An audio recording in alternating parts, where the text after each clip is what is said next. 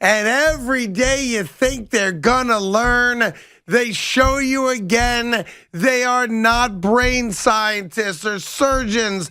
They're not NASA members. They're not all that bright, many of them. Who am I talking about? Professional athletes. Why would Julius Randle take on the Knick fan base that carried him on a pedestal last year? On a pedestal last year. Why? Now, at the end of the day, you can tell me to shut the F up all you want. I'm not all that bothered by it. But you can't be that stupid to take on the mob. Good afternoon, Evan. How are you today, buddy? Boy. I feel bad for RJ. SOB banked in a game-winning buzzer beater. He played like crap prior to that, so I don't feel bad I for him. understand that. And Evan Fournier dropped 41. We called it, by the way, sort of. But I feel bad for RJ. That was an electric victory last night at the Garden, and all of the attention has been stolen away by Julius Randle doing something really dumb. Yep. And so I feel bad for RJ. I just wanted to point that out. RJ, we remember you banked in a game winner, the first buzzer beater in a decade. I'm thrilled the Knicks won. It was reminiscent of the first game of the season, the up and down, the back and forth, the Fournier, great from long distance.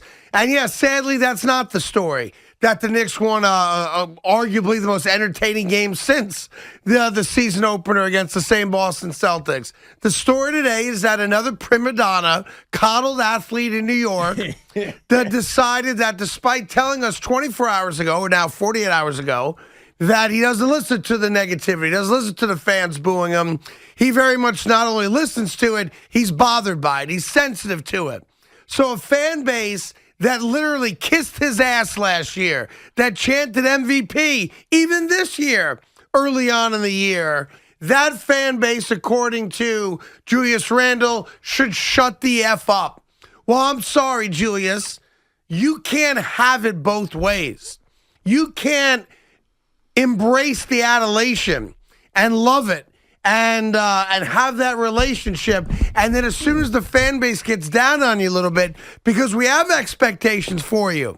We don't boo the 12th guy on the bench. We boo the guy that showed us little glimpses of being a great player prior to the series against Atlanta last year. And I've been telling you this about this guy even back to last year. He is a coddled, insecure, sensitive ball player who all of a sudden heard the boos and didn't react well to it. Wah! Wah! And don't tell me you don't hear it, because you just proved to us you do hear it. And it bothers you. So much like the great Clint Capella said, what are you going to do about it? Are you going to yell at us? You're going to try to take it out of the fan base that kissed your ass last year, that coddled you, that welcomed your beautiful wife and son with open arms into the Garden after every great performance, last night included, right? And support you during that? Or are you going to step up your game and play like the guy we saw last year? Because we ain't going anywhere, but you might be. And that's where I'm at. Again, I'm not personally bothered by it at all. I don't care what you say. You don't pay my rent. I'm a Knick fan whether you're here or not here. No, you'll be a Knick fan long after he's gone. Right. Just like you were a Knick fan long before he got here. But I don't understand. It's one thing if this didn't happen like how many months ago? 5 months ago. But he doesn't know that. Like Julius come on, Randle, you got to know. It was on the back page of every paper. Julius Randle was not paying attention to the saga around the New York Mets. And one thing, because this is going to be brought up a lot, because we as fans experienced it recently, one of the big differences between the Julius situation and what happened with Lindor and Baez is that Lindor and Baez at the moment, or at the time, never tasted the sweet nectar of New York that you eloquently described Julius tasted. He did. Right, he did. Like, Francisco Lindor struggled from the moment he got here. And Francisco Lindor heard boos very early on. He never truly felt the adulation of how great New York can be. Julius Randle did, to the point where it was comical. I made fun of you guys playfully. The MVP chants, loving him. This is the king of New York. Like, you guys, and I'm not mocking you, I'm giving you credit, you embraced him. You made him a king. Yeah. That never happened to the two other guys that we're going to refer to who also dealt with it. Here's why I think you're wrong. He knew about it because he did the same thing. Like, that's not like if you want to yell and scream at the fan base, we all of a sudden came up with this new thing where the player, after making a shot or making a play, gives us the thumbs down. That started, to my knowledge, with Baez and Lindor. But thumbs down has always been a thing. That wasn't invented recently. I've never seen a player do that to the fan base. No, you're right about that. I just don't think Julius Randle in the middle of September or August, whenever the heck that happened, is really truly paying attention to the scandals, if you will, around the Mets. I'll tell you what, Julius Randle's an idiot. He is. I'm sorry. He's just a flat-out idiot. Like, again, you can't be that sensitive, man. You're making $117 million Is it deeper here. than that, though? It's deeper than that because we fell in love with him last year. And listen, Charles Barkley said it right last night, and he's dead on right. When you do well, we cheer you. When you don't do well, we boo you. But you're missing something on this. Don't you think it's possible that Julius Randle, and he shouldn't, by the way, paid a little bit too much attention to some of the vitriol that was on social media over the last few weeks, in which Knick fans said, don't know. Not a lot of them, but some Knick fans said, I'm glad he has COVID. That was said. Or slipping into his wife's messages and saying, hey, your husband's a lazy bum. You don't think that some of the vitriol he showed last night was not just booing, but was the other stuff that he felt, which he should ignore. I agree. But you don't think it's deeper than simply booze? You might be right. I don't know, but I've said this a million times. If you want your people in your life to be private and not deal with that crap, then tell them to keep their crap private. As soon as a wife, a girlfriend, or whatever it may be decides to put themselves out there publicly, which they've apparently decided to do, unfortunately, I'm not saying it's right because I don't believe that it is, but you're opening yourself up to that. Like, if I wanted to spend the next 3 hours, you could too, and just read about all the people that hate me and read disgusting things, I could do that every day. I could do it every day for the rest of my life. Right? My family, other than Sonny, really, is very private, right? So Sonny, who's my own son, who's 19 years old, he has decided, because it's the direction he wants to go, that he's going to open himself up to that.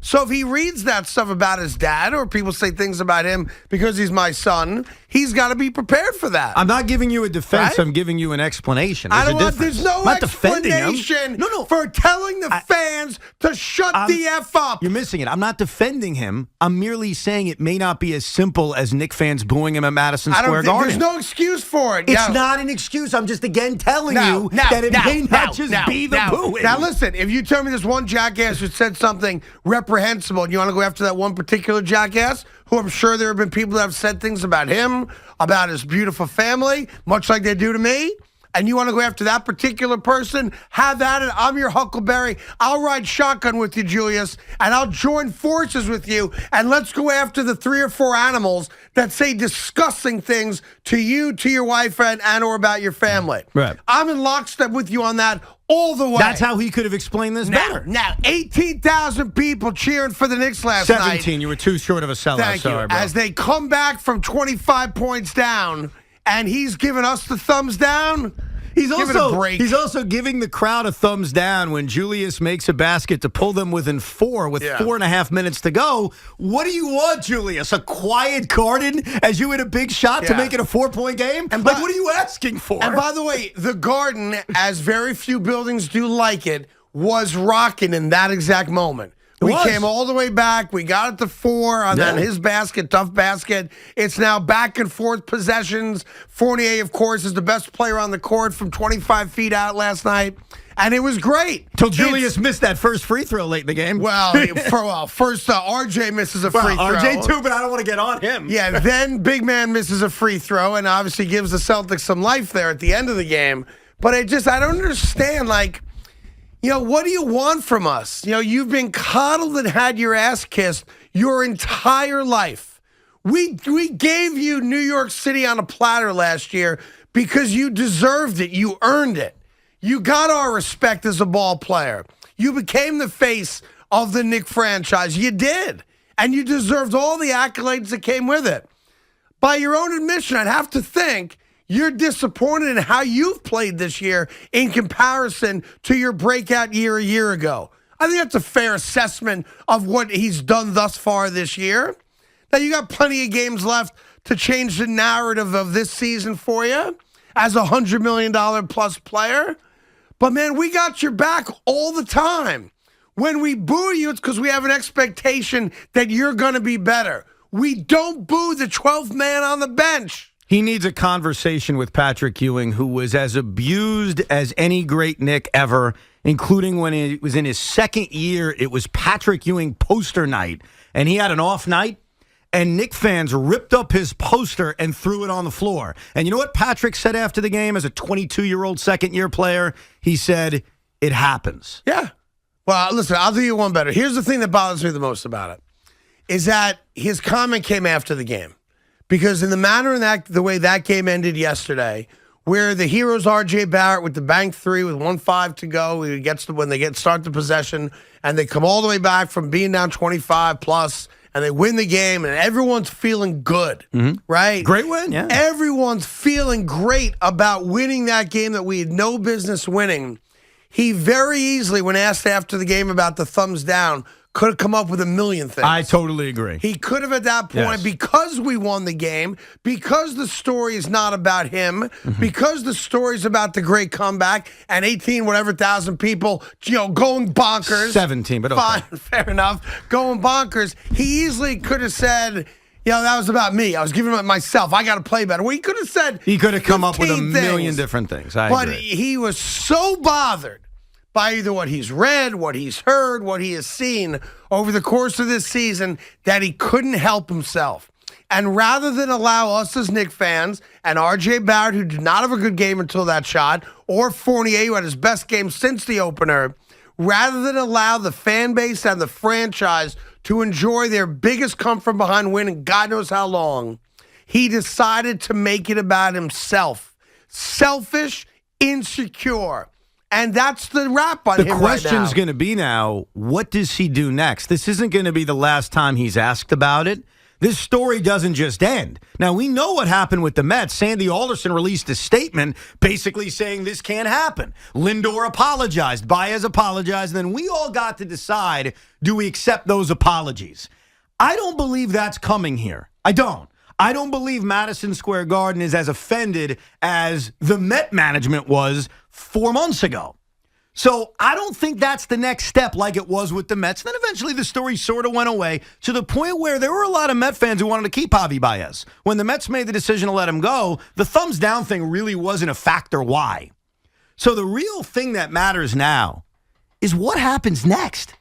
Yeah, that's a really good question. I don't know how they're going to handle it. And there's two things here on why I don't think an apology is coming or you're going to see anything similar to the Mets. Number one, management style is different. I just don't think Leon Rose is going to pull him aside the way Sandy Alderson appeared to do and say, you better apologize. And here's the second thing. A few days ago, you brought up Julius Randle saying, I don't give an F about what people say about me. And we both, his quote, yeah. And we both said, boy, he's really sensitive. Yeah. He's really sensitive. Apparently. So I don't know if even after the backlash he's taking today, whether it's back pages or on this radio station, I don't know if Julius is going to all of a sudden say, all right, let me try to mend fences. This could be a war. And the problem is, as you know, no athlete's going to win a war against the New York fans, especially when they're Julius Randle. That's right. He's not Patrick Ewing. He's not Derek Jeter, who, by the way, got booed and never declared a war on New York fans. He can't win that war. No, because he has 0 playoff wins. Well, he has 1. Well, I'm talking about series. Oh, okay. 0. Right. Correct. Yes. Julius Randle's not a lifetime Knick.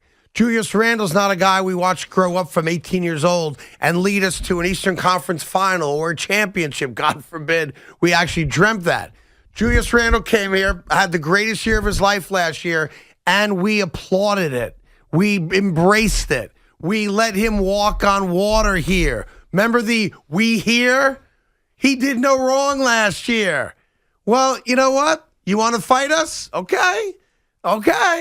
I'm just telling you how it's going to work out That's for you. why he needs to surrender. Someone has to get in his ear. You know what he does? Come out and say, listen, that's on me. I was having a bad week. I read some things about my wife, about myself. That's the answer, I bro. overreacted. The Knicks fan base has been nothing but great to me since my family came here, and I want to continue that. So to those of you that I said shut the F up, my bad, and it ends right there. I agree. That's the approach you got to take. You've got to say, look, the thumbs down was meant for the 15 people on social media who said disgusting things to me. It's not meant to the 17,000 people who paid top dollar in the midst of a pandemic to watch a basketball game. It wasn't meant to them. And I'm with you. I'll ride that horse with you right now. You want to point out the 10, 15, 20, whatever people that I'm sure have written disgusting things about you and your family? I'm with you in lockstep. We will fight that fight together. But right now, it's you against the fans, and you will never win that battle. You have no gravitas here to win that battle. And all you got to do is learn from the greats, like the people that Evan pointed out, who were booed worse than you've ever been booed here, who never said boo about it. The guy to talk to is Patrick Ewing. Now, Patrick did have his run-ins with fans, but that was after a decade of dealing with it. I gave you a story about in his second year in the NBA. He's a kid. They're ripping up posters at Madison Square Garden, and he had the emotional maturity to say, it's okay, I'm used to it. Now, were there moments later in Patrick's career where he said, boy, I got some issues? Yeah. And you know what? He was right half the time. Yeah. Because Patrick Ewing was one of the most disrespected New York athletes we've ever seen. But he's the one to sit down and talk to. Because Julius Randle doesn't get it. He saw the best of New York. You've got to live with the worst of it, too. And he hasn't even seen the worst of it yet. He's gonna, though.